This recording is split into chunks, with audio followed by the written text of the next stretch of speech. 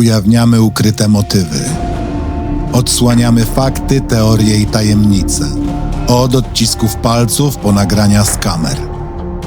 Zbrodnie zapomniane przez czas, ale nie przez nas. Kryminalne opowieści zabiorą cię w mroczną podróż w głąb ludzkiego umysłu, gdzie rodzi się zbrodnia. Andy Polański zaprasza.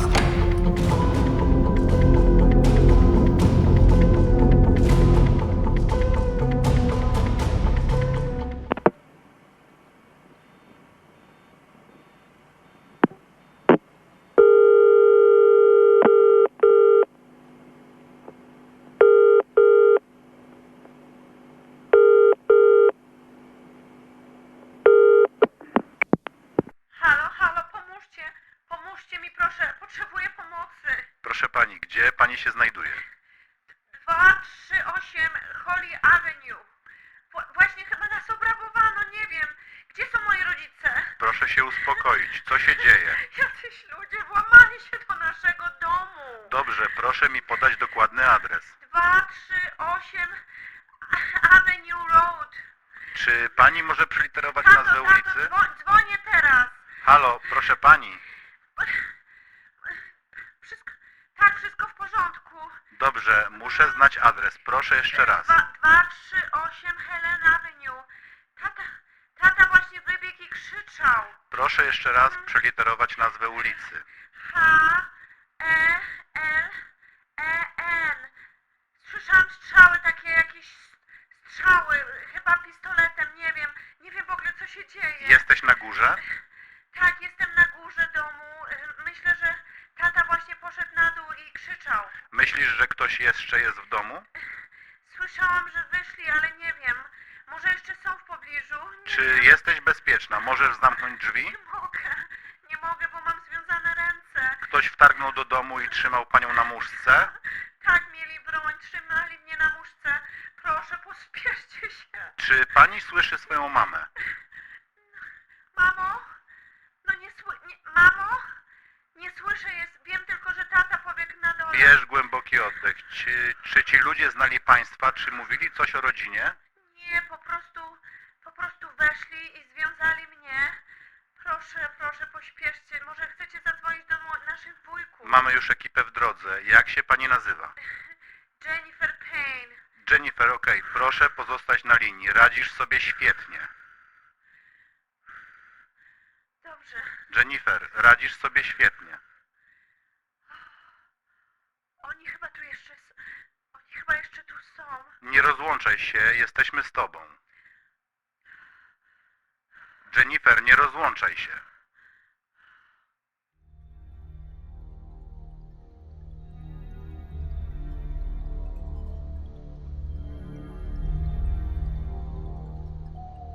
Ósmego listopada 2010 roku, tuż po godzinie 21:30, 25-letnia Jennifer Payne była w swojej sypialni. Miała włączony telewizor i rozmawiała przez telefon, przygotowując się do snu. Popołudnie spędziła ćwicząc grę na pianinie i ucząc się historii fortepianu przed nadchodzącym egzaminem. Grała od 4. roku życia. Tego samego dnia jej matka, 53-letnia Pik Han Pan, odwiedziła dziadka Jennifer, a potem załatwiała sprawunki w okolicach Markham, Ontario w Kanadzie. Becca, matka Jennifer, wróciła do domu około 3:00 po południu. Ojciec Jennifer, 57-letni Han, wrócił później niż zwykle. Pracował pół godziny drogi od domu w fabryce motoryzacyjnej Scarborough w Ontario. Był operatorem maszyn do obróbki metalu. Tego dnia Han zapomniał zamknąć skrzynkę z narzędziami i przypomniał sobie o tym dopiero w połowie drogi, więc musiał zawrócić. Do domu dotarł tuż po 16:30. Zadzwonił wtedy do swojego brata wuja Jennifer, by zapytać, czy nie chce z nim wybrać się na zakupy. Razem pojechali do Home Depot. W tym czasie Becca przygotowała kolację i zjadła ją z Jennifer, zanim wyszła na zajęcia tańca, na które chodziła w każdy poniedziałek. Kolację Hana zostawiły na później. Han wrócił około 18:15, zjadł samotnie i poszedł do gabinetu, który znajdował się obok sypialni jego i Becky na piętrze. Zalogował się na komputer, by poczytać najnowsze wiadomości wietnamskie, a potem poszedł spać. Zwykle kładł się wcześnie, bo musiał wstawać do pracy o 5 rano. Około 18:30 odwiedził Jennifer jej przyjaciel Adrian. Regularnie organizowali wspólne wieczory z serialami. Adrian przyniósł najnowsze odcinki Plotkary i Jak poznałem waszą matkę. Zeszli oboje do piwnicy, gdzie był telewizor. Adrian wyszedł około 21:00, a Jennifer wróciła na górę do swojego pokoju. Włączyła telewizor, bo akurat leciał The Amazing Race. Około 21:15 usłyszała, że mama wróciła z zajęć tańca, więc zeszła na dół, by zamienić z nią kilka słów. A potem wróciła do pokoju, gdzie zadzwoniła do swojego znajomego i byłego współpracownika Edwarda Pacyficadora. 20 minut później usłyszała ruch na dole i głosy, których nie rozpoznawała. Jej mama, która prawie zawsze mówiła mieszanką wietnamskiego i swojego ojczystego katalońskiego, nagle krzyknęła po angielsku do Hana. Ton jej głosu Jennifer natychmiast rozpoznała. Oznaczał kłopoty. Jennifer zamarła. W domu byli obcy ludzie.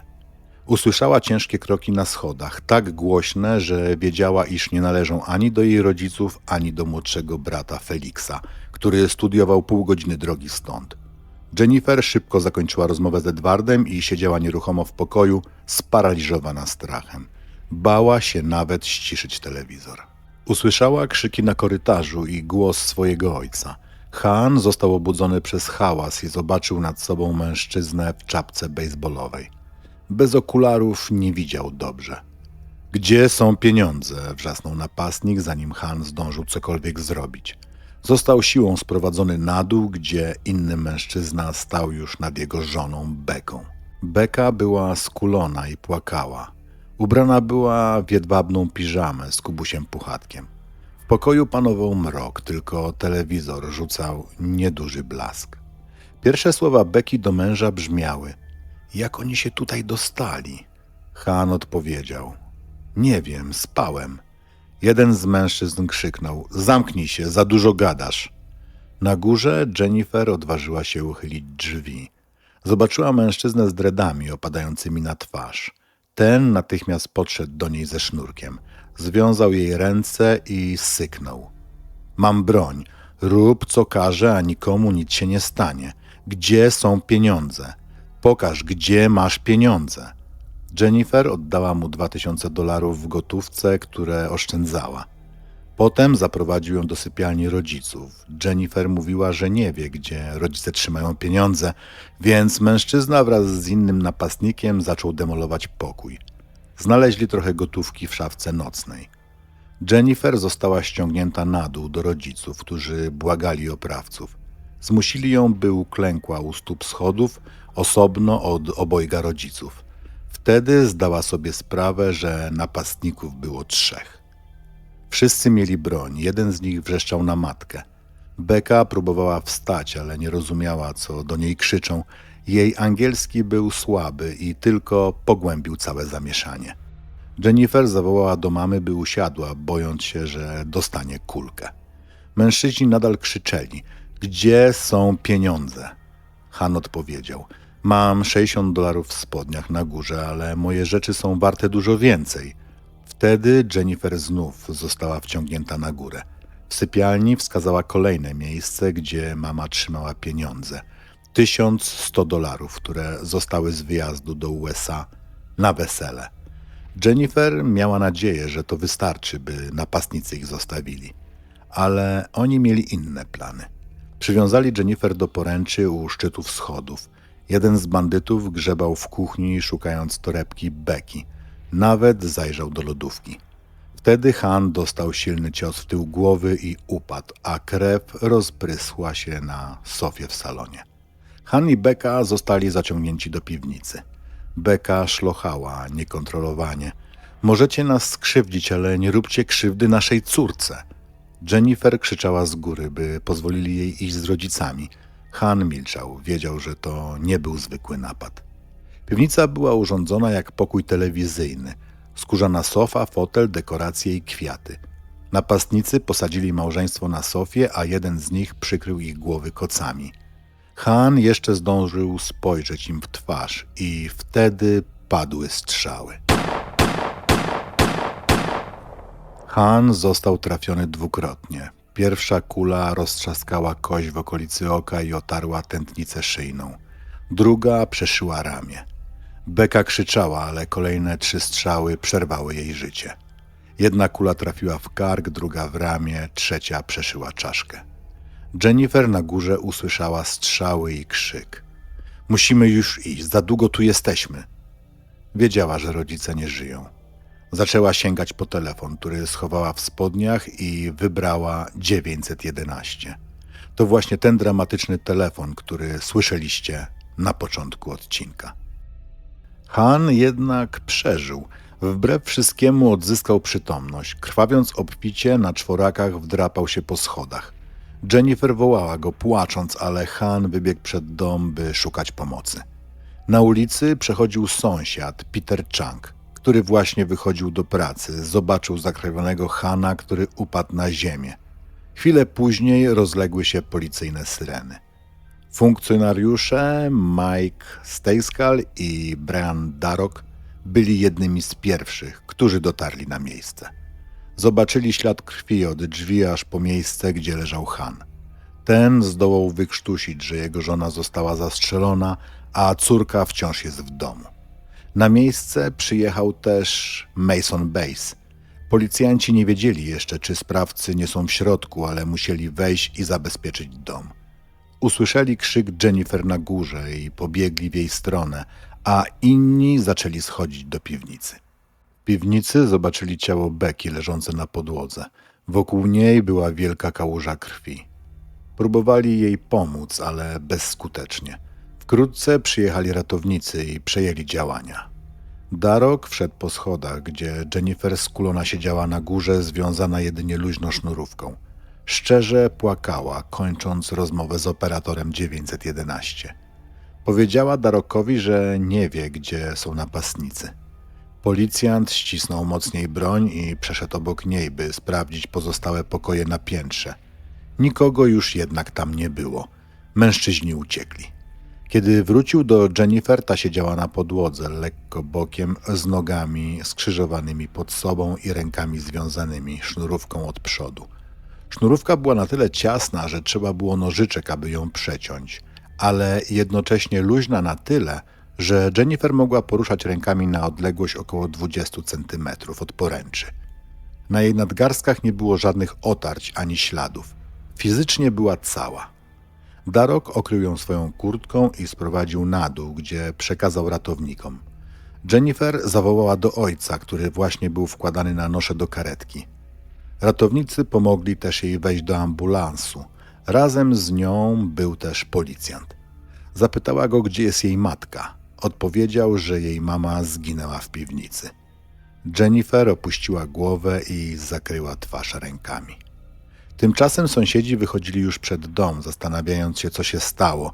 Jeden z nich, ten, który znalazł Hana, wciąż był w szoku, opowiadając policjantowi, co widział. Nikt z nich jeszcze nie wiedział, że Becca nie żyje.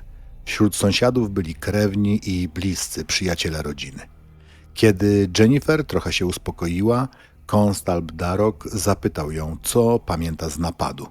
Powiedziała, że było 3 mężczyzn, jeden miał dredy i to wszystko, co potrafiła z siebie wydobyć.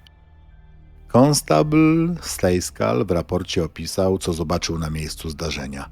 Choć widział ślady krwi na drodze wejścia, to przy pierwszym spojrzeniu wnętrze domu wyglądało normalnie. Wszystko było na swoim miejscu. Robiliśmy już interwencje przy włamaniach i zwykle dom był splądrowany, ale tutaj nic nie było naruszone. Nic nie zginęło. Jednak na piętrze sytuacja była inna. Sypialnia główna została przeszukana, szuflady powyciągane i wysypane na podłogę, materac zerwany z ramy i oparty bokiem. Poza tym jednak reszta domu wyglądała nienaruszona. Dom przy Helen Avenue 240 w Markham, Ontario był typowym domem klasy średniej na przedmieściach. 2-piętrowy budynek z brązowej cegły z 2 białymi drzwiami garażowymi.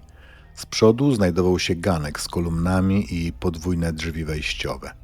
W okolicy stały podobne domy, większość zamieszkiwały azjatyckie rodziny, takie jak państwo Pan. Z zewnątrz nie było widać powodu, dlaczego akurat ten dom miałby być celem ataku. Warto dodać, że w trakcie dramatycznego zgłoszenia pod numer 911 Jennifer w panice podała adres 238. Pomyłkę, którą w tamtym chaosie można było zrozumieć. Policja jednak szybko ustaliła, że prawidłowym adresem był właśnie 240, gdzie doszło do tragedii. Markham, położone na północ od Toronto, to spokojne przedmieścia w regionie York. Jedno z najbezpieczniejszych i najcichszych miejsc w tej części Kanady. Społeczeństwo było tam bardzo zżyte. Jedna z mieszkanek powiedziała: mieszkamy tu od 10 lat, nikt nie rozumie, dlaczego właśnie ten dom. W okolicy są większe. Może wydawało się, że ta rodzina była łatwym celem. Rodzina Pan była spokojna, pracowita i skromna. Nic nie wskazywało na to, że mogliby stać się celem tak brutalnego napadu. Rodzina Pan mocno naciskała na dzieci w kwestiach nauki. Chcieli dla nich jak najlepiej i już we wczesnych latach, zanim przeprowadzili się do Markham, mała Jennifer zaczęła grę na pianinie. Wkrótce jej pokój wypełnił się nagrodami. Od dziecka trenowała też łyżwiarstwo figurowe, ale nie dla zabawy, ale z nadzieją, że uda jej się zakwalifikować do reprezentacji na zimowe Igrzyska Olimpijskie w 2010 roku. Treningi trwały często do godziny 22, a potem wracała do domu i odrabiała lekcje do północy. Mimo wysiłku Jennifer zaczęła coraz częściej przegrywać zawody. Ukrywała swoje rozczarowanie przed rodzicami, nie chcąc pogłębiać ich smutku. Czasem tylko matka pocieszała córkę, mówiąc: wiesz, wszystko czego chcemy to, żebyś starała się najlepiej jak potrafisz. Rób co możesz. W 8 klasie w Mary Ward Catholic Secondary College Jennifer ciężko pracowała. Oczekiwano, że zostanie wyróżniona jako najlepsza uczennica roku oraz otrzyma liczne nagrody za osiągnięcia akademickie. Tymczasem nie dostała żadnej. Założyła na twarz to, co później nazwała szczęśliwą maską. W oczach rodziców jednak nadal była powodem do dumy i miała świetne wyniki. Rodzice oczekiwali, że ich dzieci trafią na uniwersytet w Toronto. Jennifer miała bardzo ograniczoną wolność. Mogła trenować łyżwiarstwo, ale tylko z myślą o występach na poziomie krajowym. Mogła rozwijać się muzycznie, ale pod warunkiem zdawania egzaminów z teorii.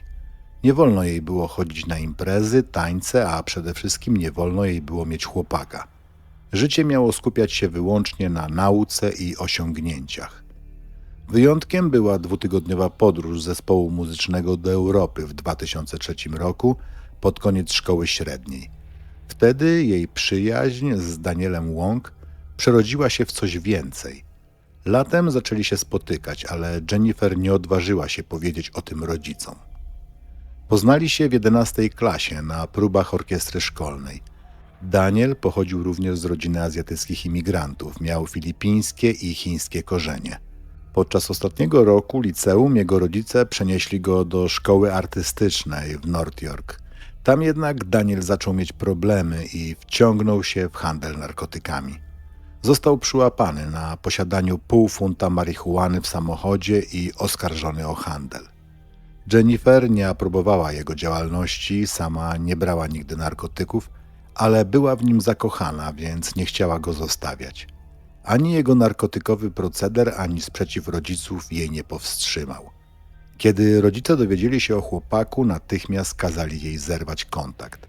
Ona jednak potajemnie spotykała się z Danielem dalej. Oceny Jennifer były wystarczająco dobre, by dostać się z wcześniejszą rekrutacją na Uniwersytet Raysona.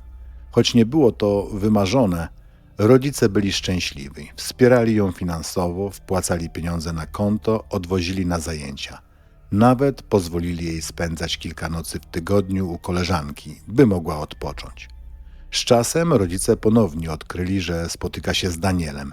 Byli wściekli i zmusili ją do zerwania. Jennifer obiecała, że zakończy tę relację i kontynuowała naukę. Kiedy rozpoczęła praktykę w Hospital for Sick Children w Toronto, rodzice uwierzyli, że ich marzenie o córce w medycynie właśnie się spełniają. Po napaści na dom Jennifer została przewieziona do szpitala. Była w szoku, zdruzgotana, ale fizycznie nie odniosła żadnych obrażeń. Powiedziano jej, że ojciec walczy o życie po operacji, a matka niestety nie przeżyła. Otrzymała leki uspokajające. O 1:31 w nocy, gdy lekarze uznali, że jest już stabilna, przewieziono ją na komisariat policji w Markham, bo mogłaby złożyć już wtedy zeznanie. Telefon Jennifer został zabezpieczony jako dowód. Policja chciała sprawdzić, czy w urządzeniu nie ma wskazówek, dlaczego to właśnie ich dom został zaatakowany. Śledztwo prowadziła specjalna jednostka, tak zwany trójkąt dochodzenia. 3 doświadczonych śledczych. Starszym oficerem odpowiedzialnym za kierunek sprawy został detektyw sierżant Larry Wilson. Taktyką kierował detektyw Bill Curtis, mający na koncie dziesiątki spraw, w tym głośne morderstwo w Markham. Trzecim był detektyw konstabl Alan Cook, ekspert od spraw narkotykowych i pracy pod przykrywką. Jennifer została przesłuchana przez detektywa Randy Slide, którego poznała już w szpitalu. Była załamana, miała 25 lat, ale wyglądała na dużo młodszą. Slade wytłumaczył jej wszystkie procedury, że złożenie fałszywego zeznania to przestępstwo, ale decyzja należy do niej. Czy rozumiesz, jakie są karne konsekwencje złożenia fałszywego zeznania? Tak. Czy rozumiesz, że od ciebie zależy, czy chcesz złożyć zeznania? Tak. Czy rozumiesz, jak ważne jest mówienie prawdy? Tak, rozumiem. W związku z tym śledztwem, jeśli rozmawiałaś już z kimś albo z jakimś policjantem lub inną osobą uprawnioną, chcę jasno zaznaczyć, że nie chcę, aby to wpływało na treść twojego oświadczenia. Czy to rozumiesz? Tak. Masz jakieś pytania? Czyli po prostu zaczynamy od nowa. Właśnie ci to wyjaśniłem. Jesteś tu dobrowolnie, żeby nam pomóc. Nie musisz z nami rozmawiać, jeśli nie chcesz, ale jeśli rozmawiasz, ważne jest, by mówić prawdę. A jeśli nie mówisz prawdy, są za to konsekwencje karne. O to w tym wszystkim chodzi. Dobrze. Nie możesz wskazywać na kogoś innego bez podstaw. Nie możesz kazać nam iść w złym kierunku. Po prostu powiedz prawdę. Wiem, dokładnie. Masz jakieś pytania do tego, co powiedziałem? Czasem jak siedzę, to wracają mi urywki, a innych rzeczy nie pamiętam. I to jest normalny proces. To będzie długie postępowanie. To jest twoje wstępne zeznanie. Gdy będą wracać kolejne rzeczy, może poprosimy cię, żebyś przyszła i opowiedziała nam coś jeszcze raz. Nikt nie oczekuje idealnego oświadczenia. Zrób co możesz w sytuacji, w jakiej jesteś. Jakieś inne pytania? To wszystko. Na początku przesłuchania Jennifer zaczęła sobie uświadamiać rozmiar tragedii, która dotknęła ją i rodzinę. Siedziała spięta na krześle, naciągała rękawy swetra na nadgarstki oraz pocierała uda. Raz zakrywała twarz dłońmi i płakała. Gdy padło pierwsze wspomnienie o śmierci jej matki, spuściła głowę i znów wybuchła płaczem. Slade powiedział, że przyniesie chusteczki i dodał: nie masz za co przepraszać, Jennifer. To będzie trudne, ale wiesz, jak ważne jest to zeznanie. Nie musisz mnie za nic przepraszać. Jestem tu, żeby ci pomóc. Dobrze? Wyszedł po chusteczki. Jennifer siedziała z głową w dłoniach. Gdy wrócił, podskoczyła na krześle na dobre kilkanaście centymetrów. Detektyw poprosił, by opowiedziała tyle, ile może o całym dniu. Potem przeszli do samego napadu. Jennifer opowiedziała wszystko od początku do końca.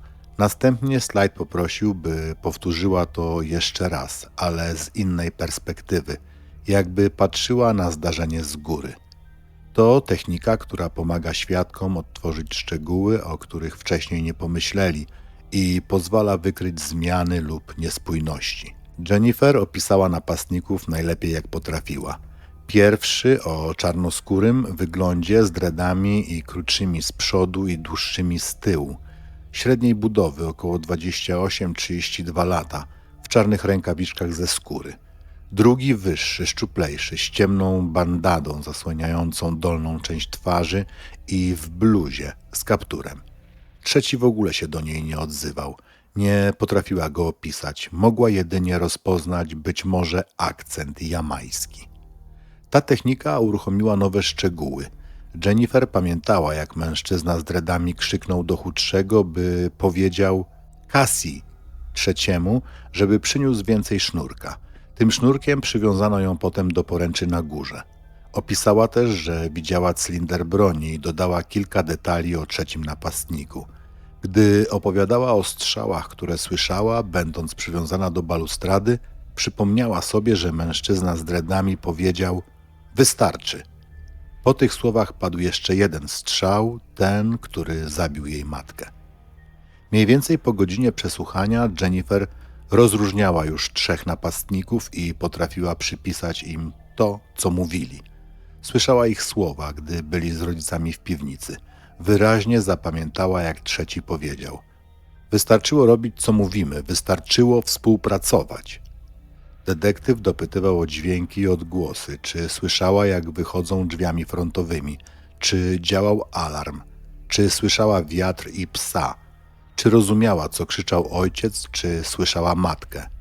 Potwierdziła, że była u góry, miała ręce związane za plecami, telefon w pasie od spodni i że sama zadzwoniła pod 911. A na miejscu policjant ją rozwiązał. Najpierw musiał jednak zabezpieczyć dom. Powiedziała, że z nożyczek w jej pokoju skorzystał funkcjonariusz, żeby przeciąć sznurowadło. Detektyw wyjaśnił, że priorytetem policji było oczyszczenie domu z zagrożenia. Nie zostawiono jej w traumie celowo. Zapytał też bardzo wprost, czy cokolwiek wskazuje na napaść seksualną. Odpowiedziała, że nie. Chodziło wyłącznie o pieniądze. Powiedziała, że oddała około $2,500, które miała w szafce nocnej pod telewizorem z pracy, którą wykonywała. Na co dzień uczyła gry na pianinie, ale we wrześniu straciła uczniów. Prowadziła lekcje w domu dla rodziny i znajomych i planowała wrócić w styczniu do szkoły na biotechnologię, inżynierię. Slide uznał, że ma już dużo informacji o wieczorze, ale chciał doprecyzować trasę mamy, gdzie dokładnie były zajęcia tańca, czy po nich gdzieś jeszcze jechała. Zanim wyszedł po formularze zgody na wgląd w bilingi, zapytał, czy Jennifer zgadza się na sprawdzenie jej połączeń i czasów rozmów, m.in. z Edwardem Pacyficadorem, by zgrać je z godziną napadu. Zgodziła się. Poradził jej też, by nie czytała prasy ani nie oglądała telewizji. Nie chciał, by dodatkowo się raniła. Po około 1,5 godziny detektyw wyszedł po formularze. Jennifer siedziała bez ruchu, z twarzą w dłoniach, nie płakała. Po ponad 10 minutach sięgnęła po chusteczkę, wstała, przeciągnęła nogi, chwilę pochodziła, podparła się o krzesło i ścianę. Była rozdrażniona. Na dźwięk z korytarza podskoczyła. Potem zaczęła poruszać dłońmi jak dyrygent, znów usiadła, zakryła twarz, otarła oczy, wstała, kołysała się lekko, trzymając się za brzuch. Gdy Slide nagle otworzył drzwi, aż wzdrygnęła. Poprosił, by usiadła. Wspomniał, że jej brat Felix jest przesłuchiwany obok. Jennifer była zaskoczona. Slade zasugerował, że Becca mogła zostać namierzona po zajęciach i ktoś mógł zauważyć ich drogi samochód. Wypełniając zgodę na bilingi, wyjaśnił, że sprawdzą okres 10 dni. Chodzi o znaczniki czasu rozmów, by móc wrócić do osób, które trzeba będzie przesłuchać, i o dane z masztów, czyli stacji bazowych, które pokażą, gdzie znajdował się telefon w chwili połączeń. To może potwierdzić, że Jennifer była w swoim pokoju. Zgoda obejmuje też dane właściciela numeru, historię rozliczeń u operatora i lokalizację stacji. Uprzedził ją z mocy prawa, że jeśli by kłamała, te dane mogłyby zostać użyte przeciwko niej. Jeśli mówi prawdę, nie ma to dla niej znaczenia. Jennifer dopytywała, czy policja będzie kontaktować osoby z jej listy połączeń. Detektyw wyjaśnił, że zapewne porozmawiają z Adrianem i Edwardem, bo Adrian był w domu tego wieczoru i trzeba go wyeliminować z ewentualnych śladów i że potrzebuje do nich kontaktów, ale nie będzie przepytywać wszystkich nauczycieli czy znajomych. Slade pytał dalej o samochody. Mercedes i Lexus, gdzie zwykle stały? W garażu ojciec po prawej, matka po lewej. Czy drzwi garażowe były zamknięte? Czy mieli monitoring? Czy jest coś jeszcze, co mogłoby pomóc? Nic nie przychodzi mi do głowy, odparła. Przesłuchanie zakończyło się o 4:30 nad ranem we wtorek 9 listopada. Jennifer trafiła do kuzynki Michelle Long i cioci z wujem. Mieszkali niecałą milę dalej. Dom był zabezpieczony jako miejsce zbrodni. Nie mogła wejść po rzeczy, pożyczyła ubrania od kuzynki. Na telefon, zanim policja go zabrała, przychodziły kolejne wiadomości z pytaniem, czy żyje. Jej chłopak, Daniel Wong, też się odezwał. Jeśli czegoś potrzebujesz, jestem. Trzymaj się i spróbuj coś zjeść. Mimo zaleceń Slajda, by nie śledzić mediów, trudno było nie słyszeć plotek i pytań, czy rodzina Pan była uwikłana w nielegalny hazard, miała powiązania z gangami czy narkotykami. Media koczowały pod domem krewnych i pod szpitalem, czekając na słowo od jedynej ocalałej zdolnej mówić. Pytania padły ze wszystkich stron, od przyjaciół i od rodziny. Bliscy czuwali przy Hanie na oddziale intensywnej terapii, utrzymywanej w śpiączce farmakologicznej. Lekarze mówili, że to cud, iż przeżył postrzał, odłamki nadal tkwiły w twarzy, a kula o włos minęła tętnicę szyjną. Wciąż jednak nie było wiadomo, czy i kiedy się wybudzi. Była nadzieja, lecz niepewność.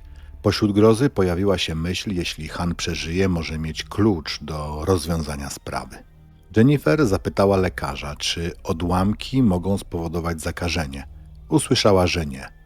Pożyczyła od wujka drobne, tłumacząc, że padła jej komórka i potrzebuje budki telefonicznej. Oferował własny telefon, ale odmówiła i poprosiła o 2 $ćwierć. Wyszła i zadzwoniła do Daniela Wonga. Nazajutrz policja zrobiła konferencję prasową. Komendant Armand Labarche mówił, że ze względu na brutalny charakter przestępstwa sprawcy stanowią realne zagrożenie dla społeczności. To byli zwykli mieszkańcy, spokojni ludzie. Spędzali spokojny wieczór, gdy nagle 3 ludzi wdarło się do ich domu i ich steroryzowało. Policja sugerowała, że luksusowe auta mogły przyciągnąć uwagę, choć żadnego nie skradziono. Opublikowano rysopisy napastników na podstawie relacji Jennifer. Ojciec wciąż był nieprzytomny, więc to był jedyny trop. Śledczy wiedzieli jednak, że nie mają solidnych dowodów. Brakowało motywu, a wersja wydarzeń, którą przedstawiła córka, nie tłumaczyła, dlaczego intruzi mieliby zostawić pieniądze w domu i zrezygnować z samochodów. To był ich jedyny punkt zaczepienia na tamtym etapie śledztwa. Nie ujawniono mediom, że w domu znaleziono gotówkę, $240 w torebce Becky, $60 w portfelu Hana oraz $20 w portfelu Jennifer. Jeżeli napastnicy tak zdesperowanie szukali pieniędzy, dlaczego je zostawili? To budziło podejrzenia. Już w pierwszych dniach po napadzie funkcjonariusze zaczęli rozpytywać okolicznych mieszkańców. Przesłuchano prawie 400 domów w sąsiedztwie. Policja szukała świadków, ale też próbowała dowiedzieć się czegoś o rodzinie Pan. Wtedy do detektywów podszedł ktoś, kto wolał zachować anonimowość.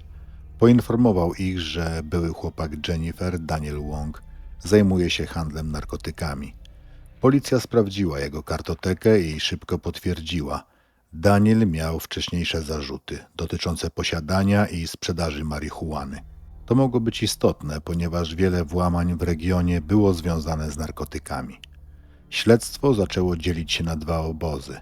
Część policjantów była przekonana, że mamy do czynienia z klasycznym napadem rabunkowym, który tragicznie wymknął się spod kontroli, ale inni coraz bardziej czuli, że coś w tej historii nie pasuje. 11 listopada, 3 dni po napadzie, Jennifer ponownie wezwano na przesłuchanie. Funkcjonariusze liczyli, że będzie w stanie podać nowe szczegóły dotyczące wieczoru napadu. Jej ojciec wciąż walczył o życie w szpitalu. Podczas przesłuchania Jennifer była bardzo zdenerwowana. Nerwowo zaciskała dłonie, powtarzała, że boi się coś pomylić i powiedzieć coś źle. Detektyw Slide próbował ją uspokoić. Nie martw się, Jennifer, prawda jest zawsze najlepszym lekarstwem na niepokój. Powiedział też, że być może w przyszłości będzie musiała zeznawać w sądzie, co wyraźnie wywołało u niej stres. Policjanci poprosili ją, aby jeszcze raz od samego rana do momentu napadu opowiedziała przebieg dnia. Jennifer opowiedziała o tym, że jej matka odwiedziła dziadka, że rozmawiała ze znajomym Andrew przez telefon, że wieczorem jadła kolację z mamą, a później odwiedził ją przyjaciel Adrian, z którym oglądała telewizję. Po wyjściu Adriana Jennifer wróciła do swojego pokoju i, jak tym razem wspomniała, ponownie zadzwoniła do Andrew, starego kolegi ze szkoły podstawowej. To było pierwsze przesłuchanie, podczas którego przyznała, że rozmawiała z nim 2 razy tego dnia. Następnie opowiedziała o rozmowie z Edwardem, przyjacielem, z którym była w kontakcie, kiedy intruzi wtargnęli do domu. Detektywi pytali ją o szczegóły, ile pieniędzy miała przy sobie, czy wysyłała SMS-a, czy korzystała z więcej niż jednego telefonu. Jennifer przyznała, że czasem używała dodatkowej karty SIM, którą miał dla niej Daniel, aby rodzice nie mogli jej kontrolować. Ukrywała tę kartę w kieszeni, ale nie pamiętała dokładnie, kiedy ostatni raz jej używała. Ale tego dnia nie używałaś tej karty SIM, prawda? Zapytał policjant. Nie, nie używałam. Nie używałaś jej? Nie, nie pamiętam kiedy ostatni raz, może kilka dni wcześniej. Ostatni raz pamiętam, że korzystałam z niej, kiedy mój dziadek był w szpitalu. Wysłałam mu wtedy wiadomość, to znaczy do swojego chłopaka, i spytał, jak się czuje mój dziadek i jak długo tam będzie. W jakim czasie twój dziadek trafił do szpitala? Był w szpitalu przez około 10 dni. 10 dni? Dobrze, czyli ostatni raz pamiętasz, że używałaś tej karty SIM, którą dał ci twój przyjaciel mniej więcej 10 dni wcześniej, a może nawet 12 dni, bo mówiłaś, że dziadek wyszedł już ze szpitala. Czy wtedy już wrócił, czy nadal tam był? Był w szpitalu 10 dni, tak, w sobotę wrócił do domu opieki, a teraz rozmawiamy o poniedziałku, więc to było około 12-14 dni wcześniej. To twoje przypuszczenie, tak? Tak, raczej w ciągu tygodnia, tak około 7 dni, bo pisałam do niego, gdy dziadek był w szpitalu. Dobrze, a gdzie teraz jest ta karta SIM? Nie jestem pewna, nie pamiętam. Miałam ją w kieszeni kurtki, ale teraz nie wiem, gdzie jest. Historia Jennifer dotycząca napadu zaczęła różnić się od tej, którą opowiedziała podczas pierwszego przesłuchania. Detektyw Slade zauważył też zmiany i nadal dopytywał o szczegóły. Jennifer wspominała różne miejsca, w których mieli być 3 mężczyźni i różne rzeczy, które mieli mówić. Wtedy zaczęła szlochać. Slade podał jej chusteczkę i zachęcał, by kontynuowała. Chciał, żeby poczuła się swobodnie, pokazywał, że jest po jej stronie i że słucha. To nie było niczym niezwykłym. Świadkowie w sytuacjach skrajnego stresu i traumy często przypominają sobie nowe szczegóły albo zmieniają pewne fragmenty historii. W sąsiednim pokoju inni detektywi obserwowali przesłuchanie przez łącze wideo. Detektyw Al Cook uważnie patrzył, jak Jennifer ociera twarz i szlocha, ale zauważył coś dziwnego. Nie widział u niej łez.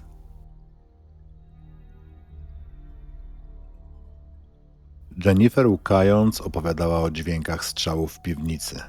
Powiedziała, że myślała, iż mężczyźni wybiegli przed nimi drzwiami. Jej ojciec wyszedł wtedy z piwnicy, jęcząc, podczas gdy ona dzwoniła pod 911. Krzyczała do niego, ale nie poszedł do niej.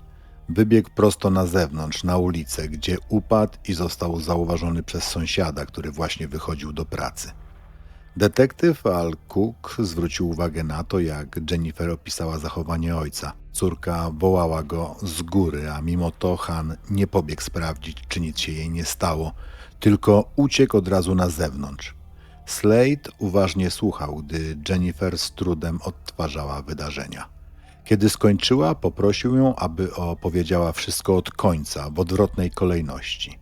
Cały czas mówił jej, że radzi sobie świetnie i żeby się nie martwiła, jeśli pomyli jakiś szczegół. Potem Jennifer została poproszona o dokładne opisanie, w jaki sposób udało jej się wykonać połączenie pod 911. Slade kazał jej wstać i odegrać całą sytuację. Jennifer, to jest bardzo istotne, wiemy, że zadzwoniłaś na numer alarmowy, ale oczywiście pojawia się pytanie. Jeśli twoje ręce były związane i znajdowałaś się przy barierce, to jak rozmawiałaś z operatorem 911? Jennifer zmrużyła oczy i spojrzała na detektywa Slade'a. Slade zapytał spokojnym tonem. I jak udało ci się wsunąć telefon w pasek spodni, żeby nie zsunął się i żeby napastnicy tego nie zauważyli? Jennifer wzięła duży łyk wody, odetchnęła głęboko i zdjęła sweter. Wsunęła atrapę telefonu, którą dostała od Slade'a, za pasek spodni, trzymając ręce razem. Chcąc pokazać, jak była związana, skręciła się i próbowała odegrać, jak wykonywała połączenie. Nacisnęła przyciski i spróbowała przyłożyć telefon do ucha, nadal trzymając nadgarstki razem. Telefon nie sięgał. Powiedziała do Slade'a: krzyczałam do telefonu w ten sposób. Telefon znajdował się około 1,5 stopy od jej ucha. Detektywi znali już fragmenty przeszłości Jennifer. Rozmawiali z jej rodziną i znajomymi i znali odpowiedzi na część pytań, które zadawał Slade, ale potrzebowali, żeby Jennifer sama im to opowiedziała. Slade powiedział: dobrze, teraz chcę przejść do twojej przeszłości, wiesz? Porozmawiamy o rzeczach, które się działy w twoim życiu w ostatnich latach. Nie interesuje mnie twoje dzieciństwo, a ostatnie lata. Rozumiesz? Masz chłopaka? Miałam chłopaka, ale teraz nie mam. Jak miał na imię? Daniel. Opowiedz mi o waszym związku. To był bardzo trudny związek. Chodziliśmy razem do liceum. Pomógł mi naprawdę w ciężkim momencie w szkole średniej. Mam astmę, choć nie była wtedy poważnym problemem, tylko gdy byłam młodsza, ale kiedy pojechałam do Europy, wielu ludzi paliło papierosy i wtedy mi się to uaktywniło. Daniel się mną opiekował. Kiedy pojechałaś do Europy? W 2003 roku. Ile tam byłaś? Niecałe 2 tygodnie, tak mi się wydaje. Czyli to był rok 2003, kiedy ty i Danny zaczęliście się spotykać. Na początku byliśmy tylko przyjaciółmi. Do której klasy wtedy chodziłaś? Do 11. A więc jak rozwinął się twój związek z Denim i jak długo trwał? Trwał około 6 lat. Zaczął się latem 2003 roku, przed moją klasą maturalną. Byliśmy bardzo dobrymi przyjaciółmi i tak po prostu się stało, że zaczęliśmy się spotykać, ale rzadko go widywałam. Dlaczego nie miałaś okazji go często widywać? Nie wolno mi było mieć chłopaka. A ile wtedy miałaś lat? 17. Kończyłam 18 rok życia, to była klasa 11, potem 12. Kto nie pozwalał ci na chłopaka? Mój ojciec. A twoja matka? Ona ustępowała jego zdaniu. Mówiła mi, że muszę znaleźć kogoś, kto będzie oddany, ale to ojciec ustalał zasady. Jakie miał zastrzeżenia? Chodziło o Daniela czy o każdego chłopaka? O każdego.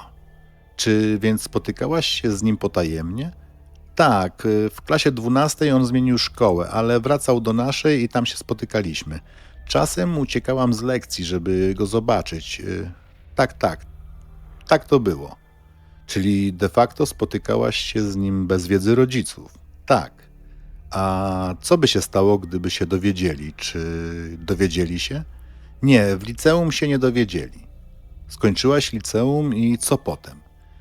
Chciałam studiować kinezjologię, ale ojciec bardzo nalegał na kierunek medyczny, jego zdaniem bardziej przyszłościowy.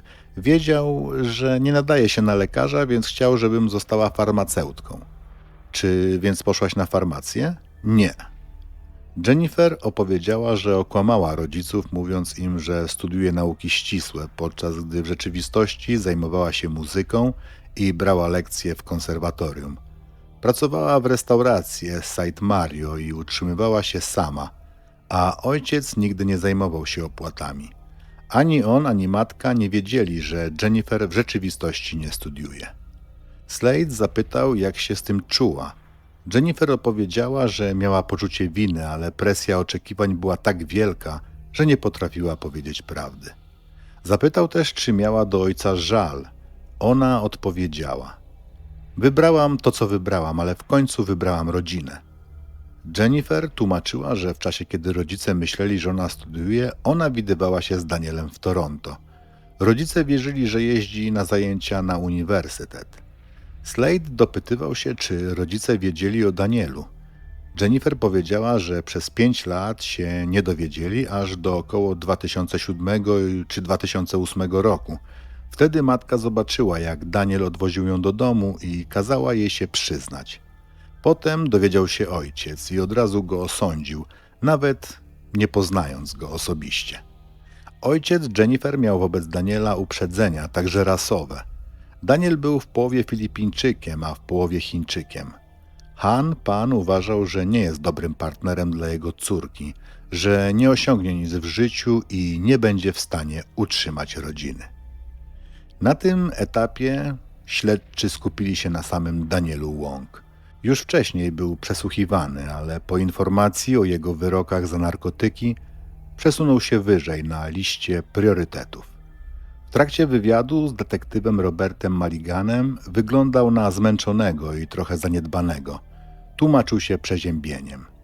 Mulligan zaczął od słów. Przesłuchujemy wszystkich, którzy znali tę rodzinę w ciągu ostatnich 10-15 lat, więc to nie jest nic wyjątkowego, że rozmawiamy z tobą.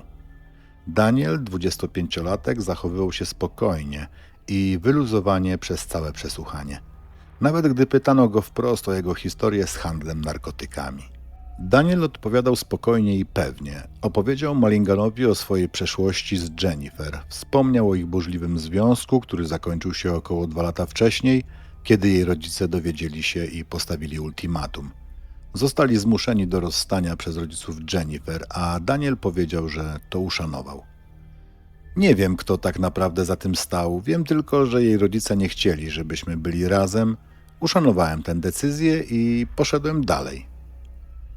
Jak myślisz, dlaczego jej rodzina nie chciała, żebyś z nią był? Zapytał Mulligan. Nie wiem. Powodów było wiele. Za pierwszym razem, gdy pytałem, Jennifer powiedziała, że to dlatego, że nie zarabiam wystarczająco.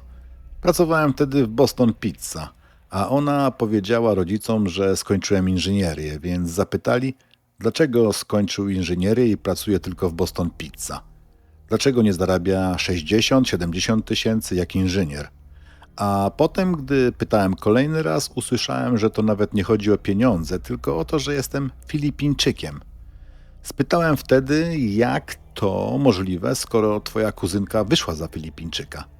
A Jennifer odpowiedziała, nikt w rodzinie go nie lubi. Rozumiesz, bla bla bla. Tak więc zawsze był jakiś powód, dlaczego nie mogliśmy być razem. Jej rodzice, nie wiem, jakie jeszcze inne powody. To byłyby te główne. Mulligan dopytywał. A co ty myślisz o tej całej historii z morderstwem? Znasz tę branżę, miałeś do czynienia z handlem. Twoim zdaniem o jaką kwotę ktoś mógłby zabić? Daniel odpowiedział. Myślę, że to musiałoby być około 10 tysięcy dolarów. Za taką sumę ktoś mógłby się tego podjąć. Daniel opisał 7 lat związku z Jennifer, ukrywanego przed jej rodzicami oraz całą sieć kłamstw i dziwnych zachowań, które Jennifer stworzyła, by utrzymywać fasadę przed rodziną. Powiedział Mullinganowi, że kiedy rodzice Jennifer wydali ostateczne ultimatum, wiedział, że tak będzie na lepiej. Zrozumiał, że nie mieli przed sobą wspólnej przyszłości. Przez cały ten czas nigdy nie spędził z Hanem i Becką więcej niż kilka minut. Nigdy nie zjedli razem posiłku, nie odbyli rozmowy. Daniel zaakceptował rozstanie i ruszył dalej. Ona była więźniem, stwierdził. Po rozstaniu w 2009 roku ich kontakt był sporadyczny. Czasem próbowała do mnie dzwonić. Jeśli odebrałem, to rozmawialiśmy chwilę, żeby dowiedzieć się, jak się trzyma. Jennifer nigdy nie miała nic wspólnego z moim handlem narkotykami. Zawsze mówiłem jej, żeby nigdy tego nie dotykała. Detektywa Mullingana interesowało jednak, dlaczego para, która formalnie zerwała, miała w ostatnich miesiącach przed napadem dość częsty kontakt. Daniel wyjaśnił. Ostatnio zaczęło się to zdarzać coraz częściej. Ktoś dzwonił z nieznanego numeru. Ja odbierałem, a tam była cisza przez kilkanaście sekund i rozłączenie. I tak w kółko. Gdy nie odbierałem, robiło się jeszcze gorzej. Dochodziło nawet do 100 połączeń w nocy. Z czasem zacząłem dostawać SMS-y o bardziej groźnym charakterze, wiadomości typu ha, bang, bang, bang. Jennifer kontaktowała się ze mną, skarżąc się, że ona też dostaje podobne wiadomości. Dlatego w ostatnim czasie tak często rozmawialiśmy. Przyznaję, że obawiałem się, że mogę być kolejnym celem. Martwiłem się o swoje bezpieczeństwo, nie spałem, bo nie wiedziałem, kto to robi. Jeśli dzwonią do mojego domu i na moją komórkę, to znaczy, że znają mój adres. To oczywiste, skoro mogli zdobyć jej adres przez numer telefonu, mogą zdobyć i mój. Moja mama też nie mogła spać. W kółko myślałem, kto to może być. Czy to naprawdę tylko przypadkowe włamanie? Ja osobiście sądzę, że te telefony i cała reszta są ze sobą powiązane. Następnego dnia podczas przesłuchania Jennifer powiedziała detektywowi Slide'owi, że 1,5 roku wcześniej, kiedy miała około 23 lata, rodzice przyłapali ją po raz ostatni na kontakcie z Danielem. Wtedy postawili jej ultimatum: albo on, albo oni. Jennifer zeznała, że zdecydowała się zostać z rodziną. Ojciec Han miał wtedy jej powiedzieć: zerwij związek z Danielem. Nawet już jako dorosła kobieta po 20 była przez rodziców wciąż kontrolowana w każdym aspekcie swojego życia. Powody zaczynały się pomału wyjaśniać. Po tym, jak w 8 klasie nie została wybrana na najlepszego ucznia roku i nie osiągnęła wyników akademickich, na jakie liczyła, wszystko zaczęło się dla Jennifer komplikować. Karin Ho, dziennikarka, która chodziła z nią do szkoły, napisała artykuł dla Toronto Live. Uważny obserwator mógłby zauważyć, że z Jennifer coś było nie tak, ale jak nigdy tego nie dostrzegłam. Byłam rok niżej od niej w Mary Ward Catholic Secondary w North Scarborough. Jak na szkołę katolicką była dość nietypowa. Miała wysokie standardy akademickie i ścisły dress code, ale jednocześnie wyraźnie bohemską atmosferę. Łatwo było znaleźć swoją grupę. Zdolne dzieciaki i artystyczni outsiderzy trzymali się razem, niezależnie od przedmiotów, roczników i grup społecznych.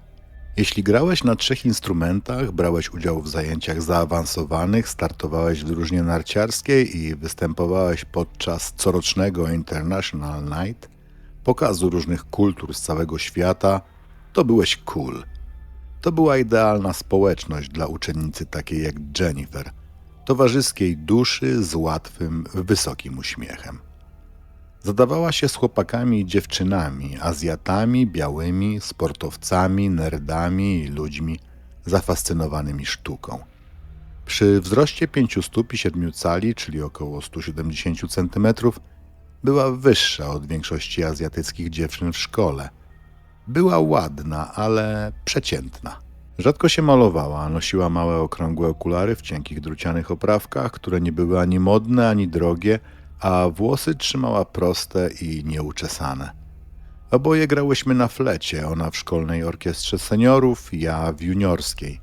Spotykałyśmy się w sali muzycznej, miałyśmy dziesiątki wspólnych znajomych i byłyśmy przyjaciółkami na Facebooku. W rozmowie zawsze była skupiona na chwili. Jeśli poświęcała ci uwagę, to całą. To był właśnie ten moment w życiu Jennifer, gdy zaczęła odchodzić od pilnej nauki i przestała poświęcać się szkole.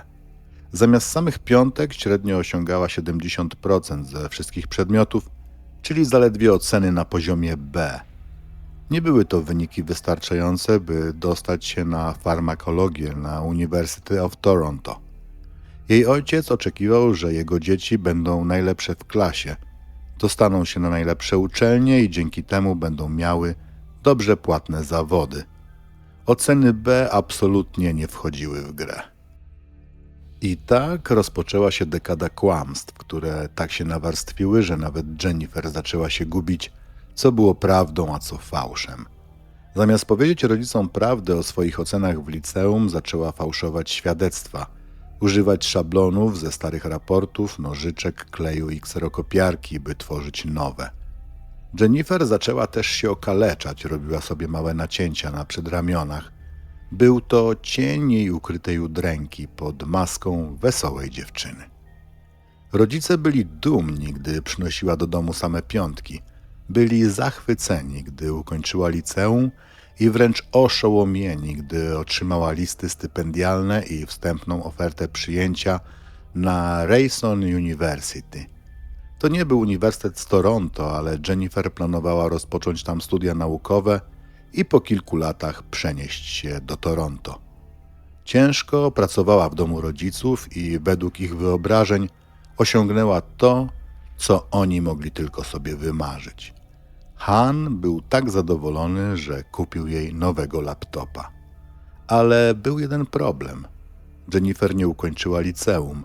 Oblała ostatni semestr z matematyki, rachunek różniczkowy, przedmiot wymagany do zdania matury. W rezultacie nie dostała dyplomu, a Rayson wycofało swoją ofertę. Zamiast przyznać się do porażki, Jennifer pogrążyła się jeszcze głębiej w sieci kłamstw. Całe lato udawała, że przygotowuje się do studiów. Kupiła używane podręczniki do biologii i fizyki. Przygotowywała się do rozpoczęcia roku akademickiego we wrześniu. Udawała, że bierze udział w tygodniu orientacyjnym, sfałszowała dokumenty o przyznaniu kredytu studenckiego, który miała spłacać, i przekonała ojca, że dostała stypendium w wysokości $3000. Codziennie pakowała plecak, szła do biblioteki, wypełniała zeszyty fikcyjnymi notatkami i przeszukiwała internet w poszukiwaniu tematów związanych z zajęciami. W tym czasie Daniel Wong studiował na York University i spotykał się z Jennifer w tajemnicy. Rodzice dowiedzieli się o ich związku i natychmiast zakazali jej kontaktów. Jennifer powiedziała im to, co chcieli usłyszeć, że zerwała, ale dalej mimo to spotykała się za ich plecami. Sporą część wolnego czasu spędzała z Danielem na York University. Wzięła dorywczą pracę, dawała lekcje gry na pianinie, a później zatrudniła się w Boston Pizza, gdzie Daniel był kierownikiem kuchni. On wiedział, że Jennifer udaje studentkę i pomagał jej utrzymywać ten sekret. Jennifer sfabrykowała nawet list z przyjęciem na farmakologię na uniwersytecie razem z wymyślonym stypendium. Kontynuowała kłamstwa, że zatrzymuje się u koleżanki kilka razy w tygodniu. Rodzice wierzyli, że pracuje ciężko na swoje cele i wspierali ją z całych sił. Kłamała nie tylko rodzinie, ale i znajomym. Wyolbrzymiała kontrolę ojca, mówiąc przyjaciołom, że zatrudnił prywatnego detektywa, by ją śledził. Znajomi byli przekonani, że Jennifer nie ma innego wyjścia, jak tylko żyć w kłamstwie. W lutym 2009 roku Jennifer napisała 2 posty na Facebooku. Pierwszy: życie w moim domu jest jak życie w areszcie domowym. Drugi: nikt nie zna mnie całej, a żadna 2 osób razem nie zna całej prawdy o mnie. Lubię być tajemnicą. Nie bała się ujawniać światu, jak kontrolujący byli jej rodzice. Han i Becca nie mogli być bardziej dumni niż wtedy, gdy Jennifer powiedziała im, że dostała wolontariat w Toronto Hospital for Sick Children w laboratorium badania krwi. Zrozumieli, że gdy praca się zacznie, Jennifer będzie musiała zostawać na różne zmiany i weekendy. Sama zasugerowała, że lepiej by częściej nocowała u koleżanki. Becca przekonała męża, by na to pozwolił. Kiedy nadszedł czas na graduację na Uniwersytecie w Toronto, Daniel pomógł Jennifer wynająć kogoś w internecie, by podrobił pełny transkrypt z samymi piątkami. Jennifer powiedziała rodzicom, że uroczystość była tak duża, iż każdy absolwent mógł zaprosić tylko jedną osobę, i zamiast rodziców zabrała przyjaciółkę. Kiedy ojciec zapytał o zdjęcia, wymyśliła kolejną wymówkę. We wrześniu 2009 roku, niewiele ponad rok przed napaścią na dom, ojciec zauważył, że Jennifer nie ma ani mundurka, ani identyfikatora wymaganego w szpitalu. Następnego dnia Han i Becca postanowili odwiedzić ją w pracy.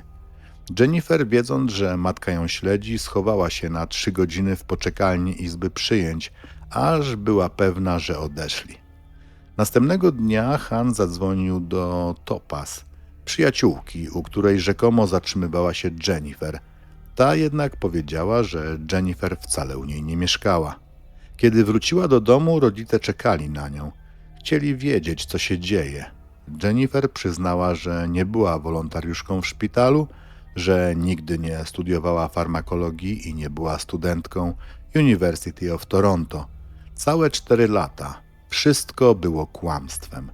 Przyznała się też, że przez 3 dni w tygodniu mieszkała z Danielem i jego rodziną. Nigdy nie spała u Topaz. Rodzicom Daniela powiedziała natomiast, że Han i Becca zgadzają się na taki układ. Han i Becca kazali jej ponownie ubiegać się o przyjęcie na Uniwersytet w Toronto. Miałaby wtedy zaliczone punkty z Rayson i nie powinno być problemu. Ale problem był. Jennifer nigdy nie uczęszczała do Rayson. Nie przyznała się do tego. Rodzice czuli, że nie znają własnej córki. Han chciał ją wyrzucić z domu.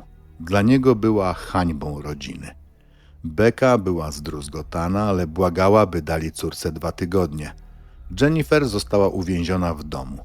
Zabrano jej telefon, laptop, zmuszono do rezygnacji z pracy i oddania pieniędzy, które rodzice inwestowali w jej naukę. Ostatecznie odkryli też prawdę o liceum. Jennifer musiała wrócić i dokończyć rachunek różniczkowy, by w ogóle uzyskać dyplom. Otrzymała surową godzinę powrotu do domu, 21, a każdy aspekt jej życia był kontrolowany. W kolejnych miesiącach Becca czasami okazywała współczucie, pozwalając córce na chwilę sprawdzić ukryty telefon. Czasami stawała w jej obronie podczas kłótni z Hanem, mówiąc: musisz pamiętać, że ona już jest dorosła. Pozwól jej być sobą. Zbyt wiele kontroli nie wyjdzie jej na dobre. I choć wspierała męża, w głębi serca rozumiała udrękę swojej córki. Kiedy Jennifer zaczęła odzyskiwać nieco zaufania rodziców, ci złagodzili zasady i pozwolili jej na ograniczony dostęp do telefonu oraz czasami na samodzielne wychodzenie z domu. Nadal jednak sprawdzali jej wiadomości i licznik kilometrów w samochodzie. Jennifer i Daniel wciąż rozmawiali ze sobą potajemnie przez telefon, a ona często prosiła wspólnego znajomego, by podwoził ją do Daniela i odbierał. Wciąż kłamiąc rodzicom co do swojego miejsca pobytu, Jennifer odwiedzała Daniela w tajemnicy, a nawet wymykała się nocami, układając kołdrę i poduszki tak, by wyglądało, że śpi w łóżku. Gdy jej matka to odkryła, Jennifer dostała całkowity szlaban. Od tego momentu również matka chciała, by córka była zupełnie odcięta od Daniela. W 2009 roku, około rok przed napadem na dom, Daniel miał już dość tych sekretnych spotkań. Jennifer miała 24 lata, a oni wciąż musieli się ukrywać jak nastolatkowie. Daniel był zmęczony groźbami ze strony jej rodziców i faktem, że Jennifer nie miała odwagi się im przeciwstawić i wyprowadzić z domu. Zakończył ten związek na dobre. W lutym 2010 roku spotykał się już z nową dziewczyną, Christine. Jennifer była zdesperowana, by zatrzymać Daniela przy sobie. Była przekonana, że nadal są sobie potrzebni i posuwała się do skrajnych działań, by zdobyć jego uwagę. W trakcie drugiego przesłuchania Jennifer przyznała detektywowi Slide'owi, że w miesiącach po rozstaniu kłamała Danielowi, by zwrócić jego uwagę.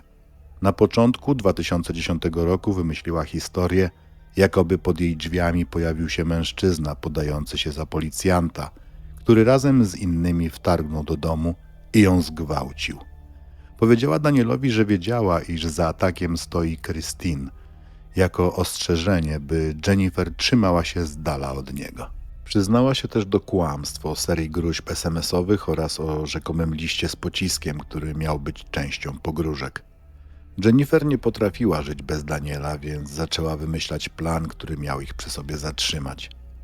Pod koniec drugiego przesłuchania Slade powiedział Jennifer, że jest wdzięczny za jej szczerość, na co ona odpowiedziała, że jest jeszcze jedna rzecz.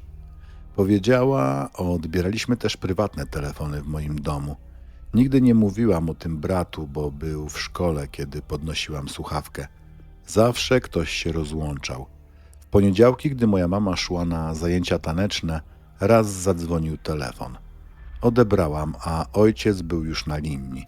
Po drugiej stronie była kobieta, nie wiem kto to. Rozmawiali po chińsku. Ojciec nie wiedział, że ja też słuchałam. Kobieta powtarzała: musisz przyjść natychmiast przyjdź teraz. A mój ojciec odpowiedział: nie mogę teraz przyjść, a kobieta powtarzała: nie obchodzi mnie to, musisz przyjść teraz. Jennifer wyjaśniła detektywowi Slide'owi, że jej ojciec wyszedł wtedy w pośpiechu, mówiąc, że musi naprawić cieknący kran u ciotki, ale Jennifer nie wierzyła, że to była jej ciotka. Po tym wyznaniu Slade wyszedł z pokoju. Jennifer zaczęła ciężko oddychać. Wstała i zaczęła chodzić tam i z powrotem. Po 25 minutach wszedł inny funkcjonariusz i zaproponował, że odprowadzi ją do toalety i da jej cukierki. Jennifer przyjęła propozycję, a potem razem wrócili do pokoju, gdzie funkcjonariusz został razem z nią. Ledwie słyszalnym głosem Jennifer mówiła nieskładnie, chodząc tam i z powrotem: Obwiniam siebie, on zadaje mi pytanie, jakbym powinna być bardziej uważna, ale to się stało tak szybko i nie umiem mu odpowiedzieć. Chciałabym, żeby moje odpowiedzi pomogły. Odwróciła się do funkcjonariusza i zapytała, czy znaleźli już coś? Czy mają jakieś tropy albo podejrzanych? Czy ktoś wie, dokąd pojechał samochód? Nie otrzymała odpowiedzi. Jennifer zaczęła szeptać do siebie i kołysać się ponownie. Po prawie 30 minutach detektyw Slade wrócił. Cześć, Jennifer. Hej. Proszę, weź chusteczki. Opowiedz mi, co teraz czujesz. Co się dzieje? Musisz się przyzwyczaić, musisz to wyrzucić z siebie, więc powiedz mi, co teraz czujesz. Jennifer odpowiedziała nieskładnie. Czuję, że powinnam. Slade przerwał. To nazywa się poczucie winy ocalałego. Przejdziesz przez to i dlatego ważna jest terapia i rozmowa ze specjalistami, bo są etapy żałoby, które będziesz musiała przejść. Jedynym właściwym sposobem, by przez to przejść, jest pomoc. Usługi dla ofiar już są zaaranżowane. To długa droga, ale może być udana. To, co czujesz, choć brzmi dziwnie, jest normalne. Wiele osób w takiej sytuacji czuje to samo. Następnie Slade powiedział: chcę już kończyć, żebyś mogła opuścić komisariat. Doceniam twój czas i pomoc, więc powiedz, co było w sejfie. Jennifer. Ostatni raz, gdy go otworzyłam, mama wyjęła nasze paszporty. Ona znała kombinację, ja nie. Nie mam kodu. Slade. Czyli tylko twoja mama miała dostęp. Były tam paszporty, nie było większych sum pieniędzy? Jennifer. Nie wiem. Mama prosiła mnie o pieniądze na 2 podróże, dlatego miałam te $2000. Slade. Na co zbierałaś te 2000? Jennifer. Oszczędzałam na nowy telefon. Slade. Masz BlackBerry? Jennifer. Dałam je Danielowi. Slade. Dostałaś je od brata? Jennifer. Tak, brat dostał od kolegi. To było stare BlackBerry. Dałam je Danielowi. Slade. Kiedy mu je przekazałaś? Jennifer. Dałam znajomemu, żeby mu przekazał, może tydzień temu. Slade. Masz PIN-kod do tego telefonu? Jennifer. Nie było żadnego kodu. Nie było blokady. Slade. Daniel był i najpewniej nadal jest dealerem narkotyków. Sam to przyznał, więc powiedz, kiedy ostatni raz rozmawiałaś z Danielem? Jennifer. Widziałam go wczoraj tutaj, gdy wychodziłam. Krótko rozmawialiśmy. Slade. I to jedyny raz? Bo jeśli powiem ci, że Daniel twierdzi, że spotkaliście się i rozmawialiście gdzie indziej, to kłamałby? Jennifer. Tak, ostatni raz rozmawiałam z nim, gdy prosił o BlackBerry. Tak, to było tydzień temu. Tak, ponieważ mój dziadek właśnie wtedy był w szpitalu, a ja wymknęłam się i zostawiłam telefon znajomemu w jego miejscu do gry w paintball. A kto to był za znajomy, któremu go dałaś? Znam tylko jego imię. Hessen. A gdzie znajduje się to miejsce do paintballa? Przy Victoria Park, dokładnie na skrzyżowaniu McNichol. Między McNichol i Stills. Przy Victoria Park. Policjant ostrzegł Jennifer, że media zaczynają podejrzewać, iż ten atak nie był przypadkowy, lecz że dom został wybrany z powodu działalności narkotykowej. Co byś na to powiedziała? Zapytał. Nie zajmuję się narkotykami, odpowiedziała stanowczo Jennifer. Śledczy drążył jednak temat dalej. Powiedz coś więcej, nie handlujesz narkotykami, a czy jesteś zaangażowana w transport albo na przykład dystrybucję? Nie. Czy byłaś kiedyś z Danielem, kiedy zajmował się tymi rzeczami? Jennifer odpowiedziała, że w takich chwilach Daniel zostawiał ją z innymi znajomymi i mówił, że wychodzi. Przyznała, że raz w tygodniu mówiła rodzicom, że idzie na zajęcia, a zamiast tego jechała kupić Danielowi obiad i zanosiła go do jego pracy. Czasami widywała go przez chwilę, a czasami zostawiała jedzenie współpracownikowi. Jak długo trwały te spotkania? Pytał dalej śledczy. 10-15 minut, odpowiedziała. On wtedy pracował. Dodała, że ostatni raz spędziła z nim więcej czasu ponad rok temu, może 1,5 roku. Wtedy jej znajomy Gary ją podwoził i przyłapali ją rodzice. Detektyw zapytał, dlaczego Daniel chciał BlackBerry. Powiedział, że sprzedał swój telefon i potrzebuje nowy, wyjaśniła Jennifer. Śledczy próbował uporządkować informacje. To był aktywny telefon, bo teraz mówimy już o 3 telefonach. Masz ten, o którym wiedzą rodzice. Masz BlackBerry i jeszcze coś więcej? Jennifer potwierdziła, że do tygodnia wcześniej używała BlackBerry ze swoją kartą Rogers, ale obecnie korzystała ze starego telefonu. Na pytanie, który był jej głównym telefonem, przyznała, że właśnie BlackBerry. Zmieniła w nim karty SIM, by komunikować się z Danielem. Dodała też, że miała ukrytego iPhone'a, o którym jej rodzice nie wiedzieli. Wcześniej Daniel dał mi jednego, ale się zepsuł. Potem mój brat naprawił częściowo inny egzemplarz.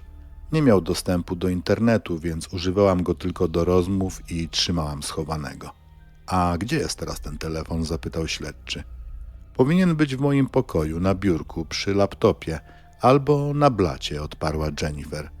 Nie ma w nim karty SIM specjalnie, żeby rodzice się nie zorientowali. A więc ten telefon Rogersa, to znaczy BlackBerry, który miałaś do tygodnia temu, trafił do Daniela. W jakim celu?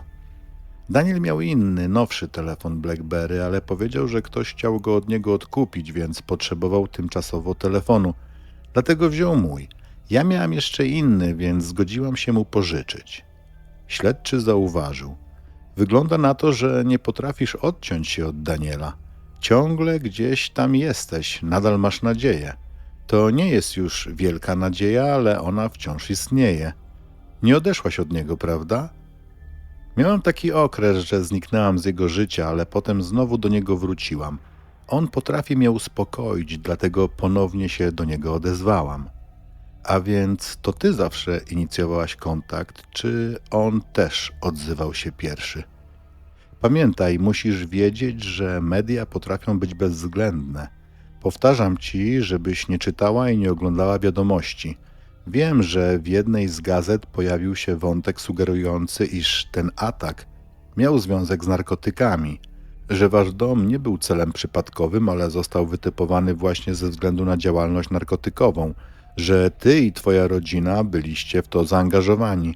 Czy to możliwe, że przez Daniela jesteś postrzegana jako część tego świata? Nie bywałam ostatnio w jego życiu, nie chodziłam z nim nigdzie, ale nie mogę powiedzieć, że to zupełnie niemożliwe. Nie uczestniczyłam jednak w tym, co robił. Nie lubię tego i zawsze odmawiałam udziału. Rozmowa zeszła na temat nowej dziewczyny Daniela, Christine. Jennifer chętnie podtrzymywała wątek, sugerując, że Christine mogła być zamieszana w handel narkotykami. Detektyw Slide zapytał, a jak byś się czuła, gdyby to właśnie Daniel poprzez swoje działania sprowadził na ciebie ten koszmar? Jennifer nie odpowiedziała. Łącznie z obydwoma przesłuchaniami Slade spędził z Jennifer ponad 5 godzin. Po 5 godzinach zapytał wprost. A więc mówisz, że nie miałaś żadnego udziału w tym, co się stało. Nie chodzi mi o sam rezultat, ale o to, że nie byłaś zamieszana w żadną nielegalną działalność, która mogłaby ściągnąć na twój dom takich ludzi. Nie miałaś z tym nic wspólnego? Nie. Bo wiesz, pytanie, które samo się nasuwa, brzmi: dlaczego oni zostawili cię przy życiu, a twoim rodzicom zrobili to, co zrobili? Jak to wyjaśnisz? Ciąg dalszy nastąpi. Zapraszam na kontynuację tej historii już w następnym odcinku. A dzisiaj żegnam się z wami i życzę wszystkiego dobrego.